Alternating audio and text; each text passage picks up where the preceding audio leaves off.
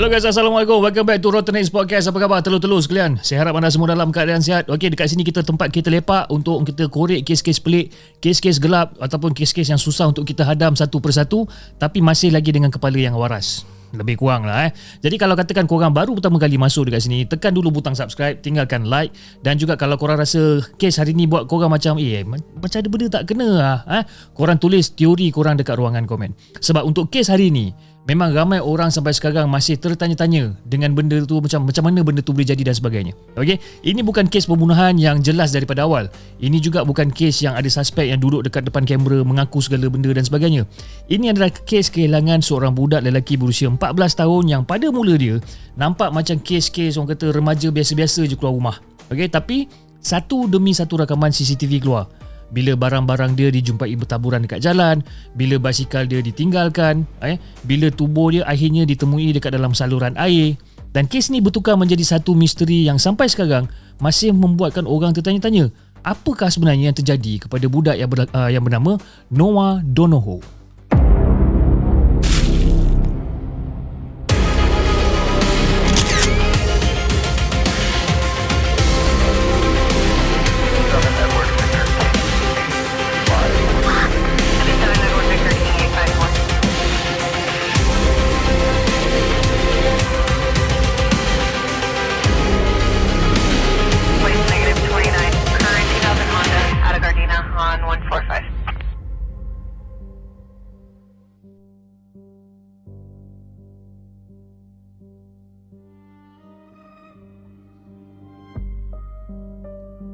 Okey guys, pada 21 hari bulan Jun tahun 2020, ada seorang budak lelaki yang bernama Noah Peter Donohoe berusia 14 tahun hilang secara misteri dekat Ireland. Jadi petang tu, Noah keluar rumah dengan naik basikal dan dia beritahu mak dia, Fiona, yang dia nak pergi jumpa kawan dia untuk siapkan projek sekolah. Tak ada apa-apa yang pelik pada awalnya, dia cuma adalah budak sekolah yang nak keluar pergi jumpa kawan. Tapi lepas beberapa jam pada tu, kamera CCTV mula merakam pergerakan Noah yang sangat orang kata mencurigakan. Okey, dalam satu rakaman, Noah dilihat mengayuh basikal di kawasan perumahan dalam keadaan tidak berpakaian. Korang tak salah dengar tidak berpakaian, bermaksud dia telanjang bulat lah. Jadi sedangkan masa dia keluar daripada rumah, dia ni orang kata lengkap berpakaian dengan beg galas dia, dengan barang-barang sekolahnya dan sebagainya kan. Jadi bila rakaman tu diketahui, satu bandar dekat situ jadi kecoh. Okey, polis dah mula mencari orang awam dah turun padang. Semua orang mengharapkan yang Noah ni mungkin sesat ataupun cedera dan sebagainya, ataupun mungkin boleh dijumpai dalam keadaan selamat dalam masa beberapa jam. Tapi hari demi hari silih berganti, Noah masih lagi tak ditemui. Sampailah 6 hari kemudian guys, tubuh dia ni dijumpai di dalam sebuah saluran air. Dan daripada situ, kes ni bukan lagi sekadar kes kehilangan seorang remaja, tapi ini menjadi satu kes yang penuh dengan persoalan pelik. Macam mana Noah boleh masuk dekat kawasan tu? Kenapa dia tanggalkan pakaian dia? Kenapa barang-barangnya dijumpai bertaburan dekat tengah-tengah jalan ni? Dan yang paling penting, adakah Noah benar-benar masuk sendiri dekat kawasan larangan tu ataupun ada sesuatu yang berlaku sebelum tu?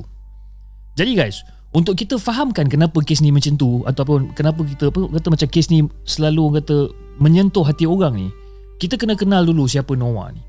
Jadi Noah ni, dia ni dilahirkan pada 25 hari bulan November tahun 2005 dan dia dibesarkan oleh mak dia iaitu Fiona Donohoe yang bekerja sebagai pembantu kesihatan. Jadi hubungan Noah dan juga Fiona ni rapat guys, memang rapat. Dan bagi Fiona, Noah ni bukan sekadar anak aja. Noah ni adalah dunia dia. Dan juga dalam beberapa interview session ataupun temu bual, Fiona pernah menggambarkan kehadiran Noah ni sebagai satu rahmat yang paling besar dekat dalam hidup dia. Walaupun Noah cuma hidup 14 tahun, kasih sayang antara mereka ni terlampau kuat. Ini orang kata bukan jenis hubungan ibu dan anak yang jauh, yang dingin dan sebagainya, bukan. Mereka ni sangat-sangat rapat, sangat-sangat bergantung antara satu sama lain, dan Fiona memang betul-betul kenal anak dia ni siapa. Jadi ayah Noah pula, nama dia adalah Emmanuel. Okey, Emmanuel dia ni tinggal kat Boston dan hubungan Fiona dan juga Emmanuel ni tak berpanjangan, dan selepas Fiona pulang ke negara dia, Emmanuel bakal orang kata kekal di Amerika Syarikat. Jadi disebabkan jarak yang jauh, Noah tak pernah orang kata betul-betul jumpa bapak dia ni face to face lah. Okey, diorang masih berhubung melalui telefon, melalui Skype dan sebagainya. Masa zaman tu adalah Skype lah. Jadi Noah tetap tahu siapa bapa dia ni. Cuma yang sedihnya, sampaikan kata Noah dah meninggal dunia sekalipun, bapa dia ni tak pernah sempat bertemu dengan Noah ni bertentangan mata ataupun face to face, tak pernah. Malah masa ketika diorang punya pengebumian pun, ayah dia ni tak dapat datang. Okey, disebabkan pada ketika tu dunia kita ni dilanda dengan pandemik COVID-19. Ditambah pula dengan kekangan kewangan. Jadi ada masalah lah untuk dia travel. Jadi kau bayangkan kita sebagai seorang bapa yang tak pernah sempat tengok anak kita ataupun yang tak pernah sempat peluk anak kita, dan bila kita tahu anak kita ni pergi buat selama-lamanya. Wih, lain babe, kan? Jadi guys, Noah ni digambarkan sebagai seorang budak yang sangat cerdik, yang sangat baik. Dia ni bukan orang kata remaja yang bermasalah. Dia bukan orang kata budak yang terlibat dengan dadah ataupun dengan alkohol, tidak. Dia bukan jenis yang selalu buat perangai. Sebaliknya, Noah ni dia berbakat. Okay, dia suka falsafah, dia belajar bahasa Jepun sendiri, aktif dalam basketball, dan juga dia sangat bagus dalam akademik. Dekat sekolah, Noah ni dikenali sebagai pelajar yang bijak dan juga aktif, dan dia pernah menerima anugerah pelajar contoh disebabkan dengan pencapaiannya yang membuatkan orang yakin yang budak ni ada masa depan yang sangat-sangat cerah. Jadi selain daripada akademik dan juga sukan, Noah ni dia aktif dalam bidang muzik juga. Dan Fiona pernah berkata yang Noah ni bukanlah orang kata penyanyi yang hebat sekalipun, tapi dia tetap masuk juga choir dekat sekolah, kan? Benda kecil macam tu pun sebenarnya menunjukkan siapa Noah ni sebenarnya. Dia ni adalah budak jenis yang berani, cuba banyak benda, berani nak belajar, dia nak terlibat. Okay? Dan orang yang kenal Noah ni menggambarkan dia sebagai orang kata perfect gentleman. Budak yang baik, sopan, hormat orang dan ada semangat yang kuat. Jadi cita-cita Noah ni pula, dia ni nak jadi doktor pada satu hari nanti. Dan kalau katakan pencapaian, kalau katakan kita ikut pencapaian dia, gagap aku ni, kalau katakan kita ikut pencapaian dia ni, ramai percaya cita-cita tu bukanlah kata mimpi-mimpi kosong. Budak ni ada potensi untuk pergi lebih jauh. Okey. Tapi guys, beberapa hari sebelum Noah ni hilang, Fiona mula perasan ada perubahan dekat anak dia ni. Noah yang biasanya ceria tiba-tiba nampak murung, dan dia pernah bagi tahu dekat mak dia yang dia nak duduk seorang-seorang, dia tak ada mood nak layan orang, dia tak ada mood nak keluar dan sebagainya. Jadi sebagai seorang ibu, Fiona ni dah mula risau lah. Dia kenal anak dia ni. Dia tahu ini bukan perangai biasa Noah. Jadi pada 16 hari bulan Jun, Fiona pergi jumpa pihak sekolah dan berkongsikan tentang perubahan tersebut. Basically dia cakap dekat orang kata dekat pihak sekolah ni, dia seolah-olah macam ada spark dekat dalam diri Noah yang dah hilang. Naluri dia sebagai ibu mengatakan yang ada sesuatu yang tak kena sebenarnya. Jadi 2 hari kemudian, Noah ada hantar satu mesej dekat kawan dia. Ayat dia lebih kurang macam ni lah. Dia kata, cuba kau tanya diri kau, engkau betul-betul bahagia tak sekarang ni? Kau betul-betul happy tak dengan hidup kau sekarang ni? Jadi mesej tu membuatkan kawan dia ni rasa pelik. Apa yang sebenarnya bermain dekat dalam kepala otak si Noah ni pada ketika tu? Adakah dia sedang bergelut dengan sesuatu? Ataupun adakah dia sedang orang kata cuba untuk melalui fasa remaja biasa? Ataupun ada perkara lain yang kita sendiri tak tahu? Jadi pada 20 hari bulan Jun, sehari sebelum dia hilang, ada seorang kawan dia ni berkata yang Noah ni kelihatan lebih tenang daripada dan juga macam dia punya diri yang biasa lah. Dia macam dah relax. Jadi orang sekeliling fikir mungkin mood dia dah okey lah. Tapi tak ada siapa sangka keesokan harinya tu semuanya tu berubah. Jadi pada awal pagi 21 bulan Jun tahun 2020, ketika suasana orang kata masih lagi gelap, hampir semua orang masih lagi tengah tidur, Noah dirakam oleh CCTV keluar daripada rumah dia secara senyap-senyap. Dan dekat dalam rakaman CCTV tu, dia kelihatan macam basah kuyup disebabkan hujan lebat tau. Okay? Dia memakai t-shirt, seluar pendek dan juga slipper. Dan dekat tangan dia pula masa tu ada headphone macam aku punya ni, ada headphone, dan dia berjalan laju masuk ke dalam kawasan gelap. Okay? Kemudian dia hilang daripada pandangan CCTV tu. And then pada pukul 4.05 pagi, Noah muncul semula dekat dalam rakaman CCTV yang sama, tapi kali ni dia lebih basah kuyup. Headphone dah tak ada dekat tangan dan dia tak pakai slipper, dia balik kaki ayam. Dan ini antara bahagian awal yang sangat-sangat pelik guys. Jadi basically dalam tempoh kira-kira 35 minit kehilangan dia tu, Noah pergi mana sebenarnya? Apa yang berlaku pada dia sampaikan orang kata headphone dan juga slipper dia boleh hilang. Dia keluar rumah dalam keadaan yang masih lengkap, tapi bila dia muncul balik, ada barang yang dah hilang. Dan si Fiona pada ketika tu memang tak sedar langsung lah yang anak dia keluar rumah pada awal pagi, dan dia yakin yang Noah tak keluar pun. Sebabkan rumah diorang ni kunci. Dan pintu rumah diorang ni akan berbunyi, ataupun dia punya alarm sistem tu akan berbunyi bila katakan ada orang buka pintu tu. Jadi Fiona rasa macam agak mustahil Noah boleh keluar tanpa dia perasan. Tapi tak tahu macam mana, memang CCTV tu menunjukkan yang Noah tu dah keluar daripada rumah. Jadi pada petang hari yang sama guys, sekitar lebih kurang dalam 5.45 petang macam tu, Noah keluar rumah lagi sekali. Dan kali ni dia bagi tahu dekat Fiona yang dia nak pergi jumpa kawan dia untuk menyelesaikan projek sekolah. Rumah kawan dia tu tak jauh pun daripada rumah dia kan? Dan dia orang kata menggunakan laluan yang sama, dan laluan tu adalah bukan laluan asing pun bagi dia. Jadi sekali lagi, tak ada sebab untuk Fiona terlalu risaukan pasal anak dia ni pada awalnya.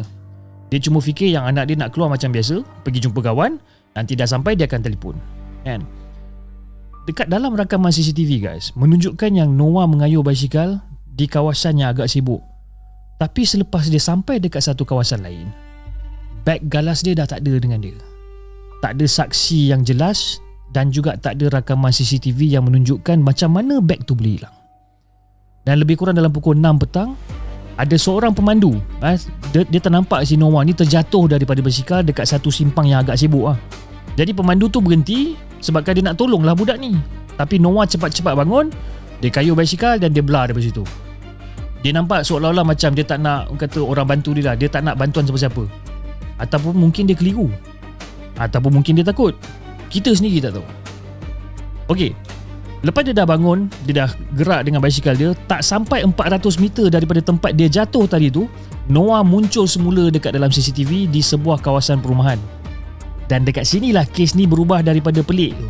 Daripada pelik menjadi betul-betul bingung. Betul-betul lost orang kata.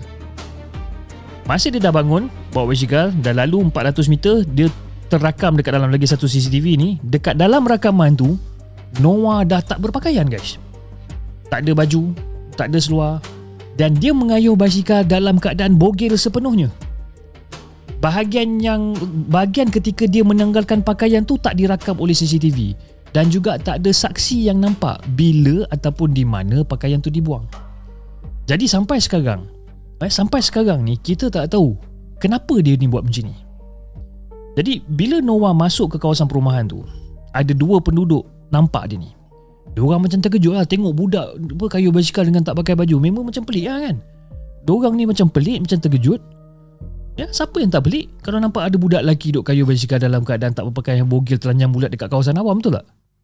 Tapi itulah kali terakhir Noah dilihat masih hidup. Dan selepas pada tu dia masuk dekat kawasan yang lebih sunyi dan dia hilang kat situ. Jadi benda yang paling pelik dekat dalam kes Noah bagi aku ni lah adalah perubahan yang berlaku terlalu cepat. Pada awal dia ni cuma macam berbasikal seperti biasa. Kemudian berkayuh-kayuh basikal, bila rakam kat CCTV beg galas dia hilang. Lepas tu dia jatuh.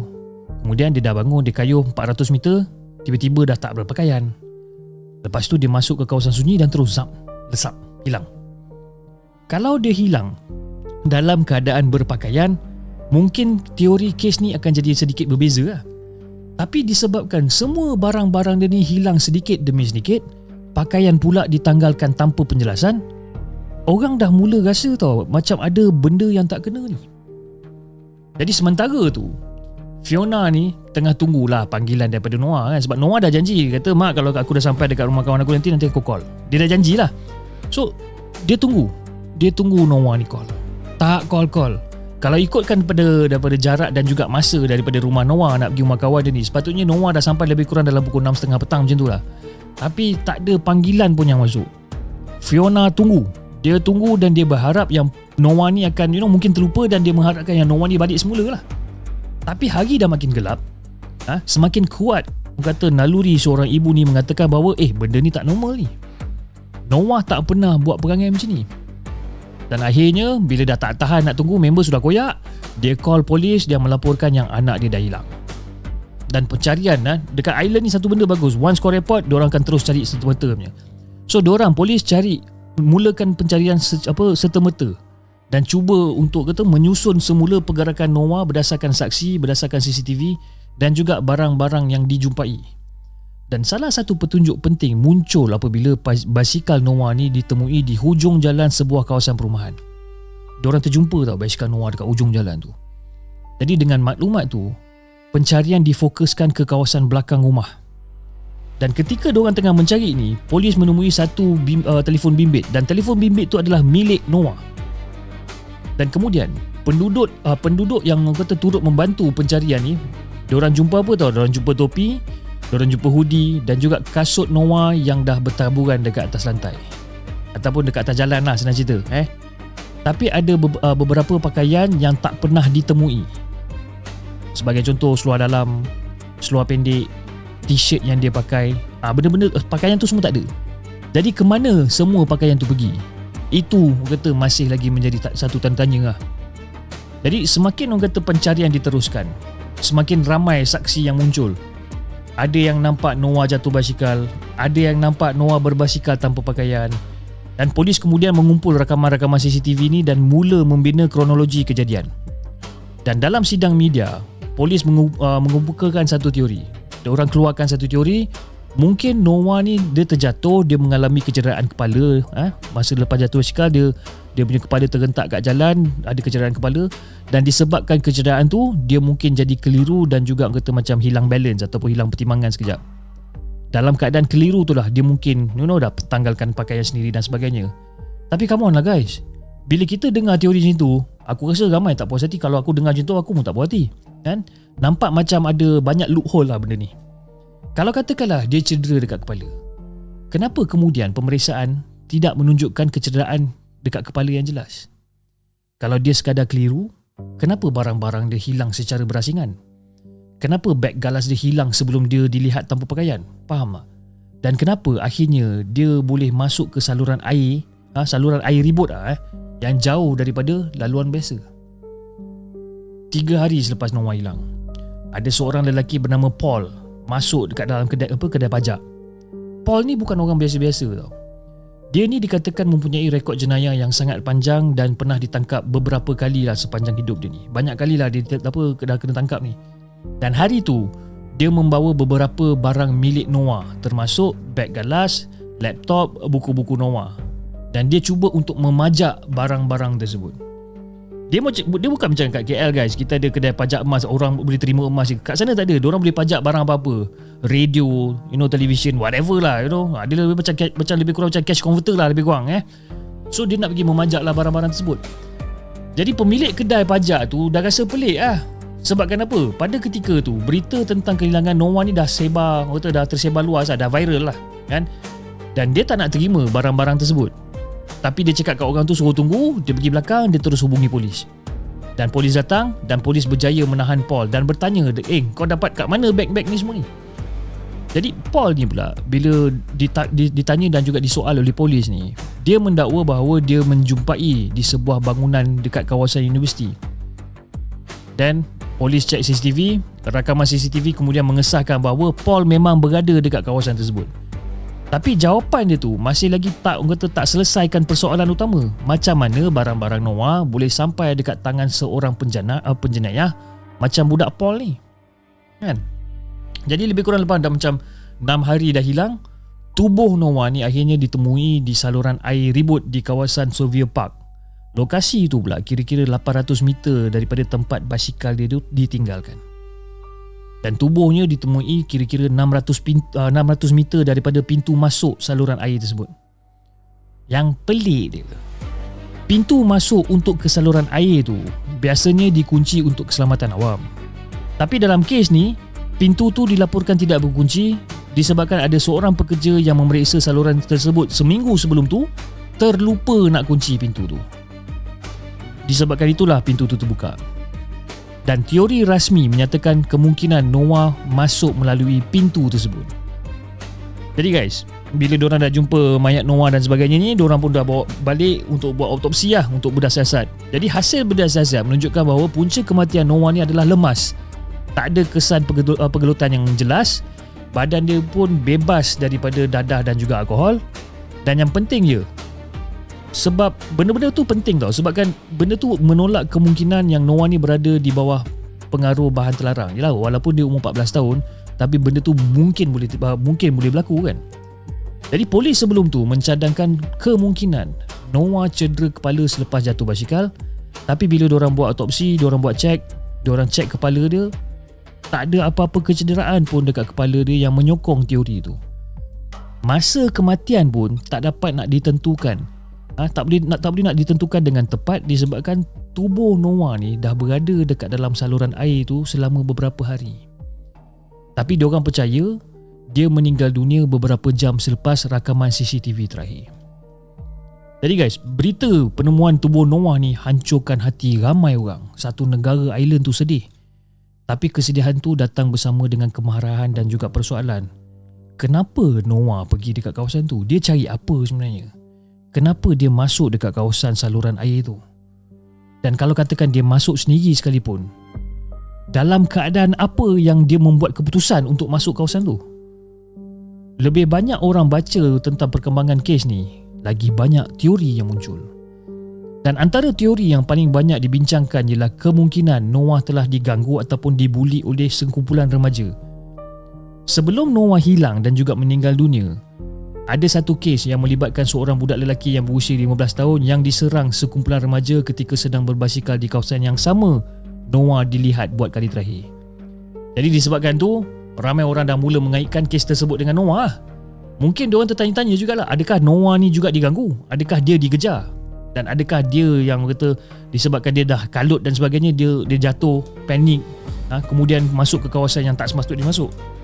Jadi guys, dalam pada masa yang sama, polis turut menyiasat telefon dan juga aktiviti media sosial si Noah ni lah.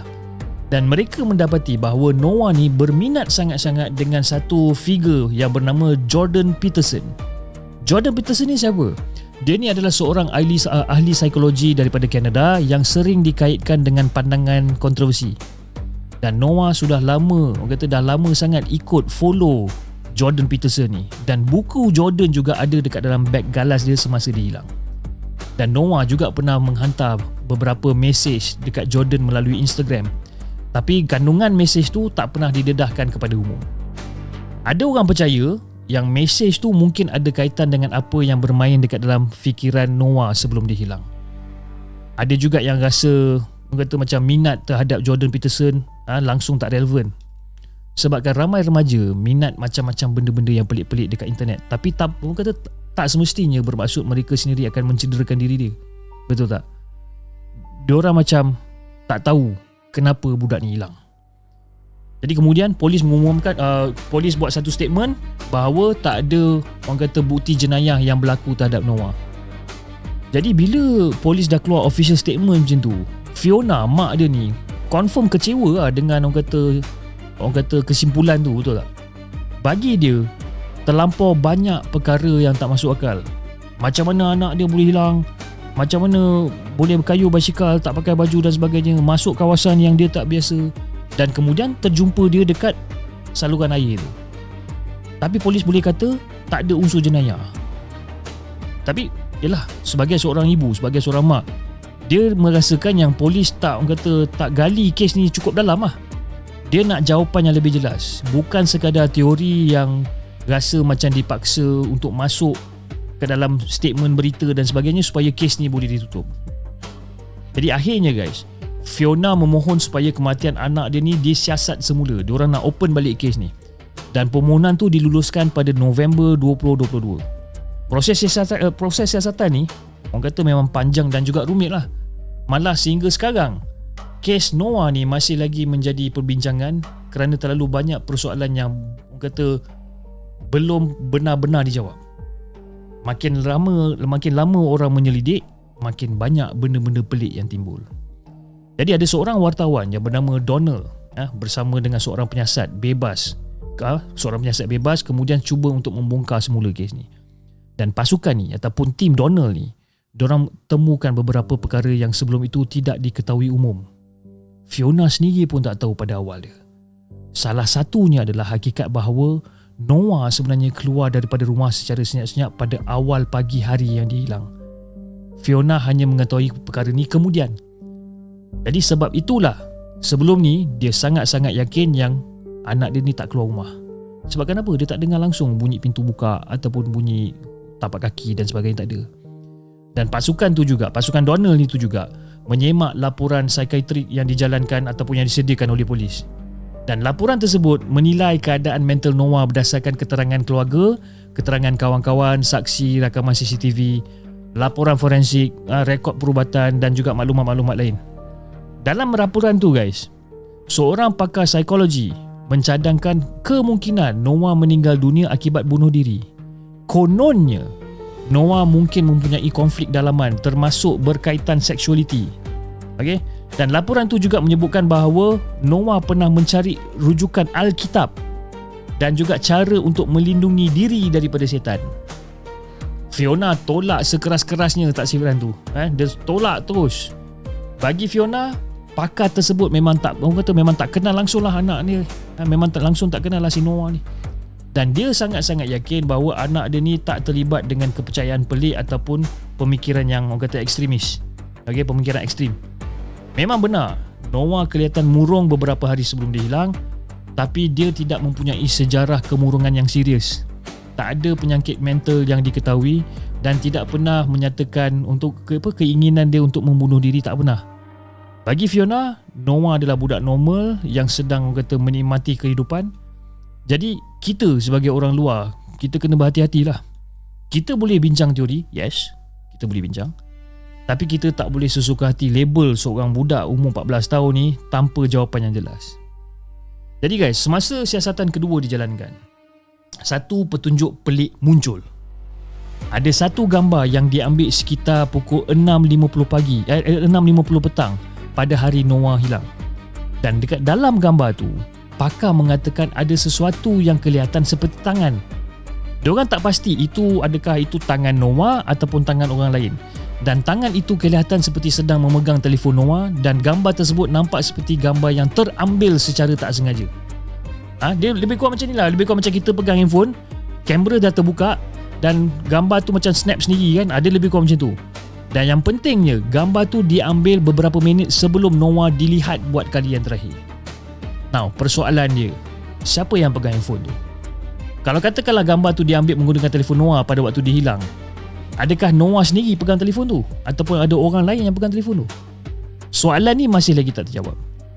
Dan juga, benda-benda kecil macam ni lah orang kata yang membuatkan kes Noah ni semakin susah untuk diterima, semakin sukar untuk diterima sebagai orang kata kemalangan biasa. Ada juga cerita yang tersebar mengatakan beberapa orang mendengar jeritan Noah daripada malam kejadian. Ada yang mendakwa polis tak menyiasat laporan tu dengan cukup mendalam.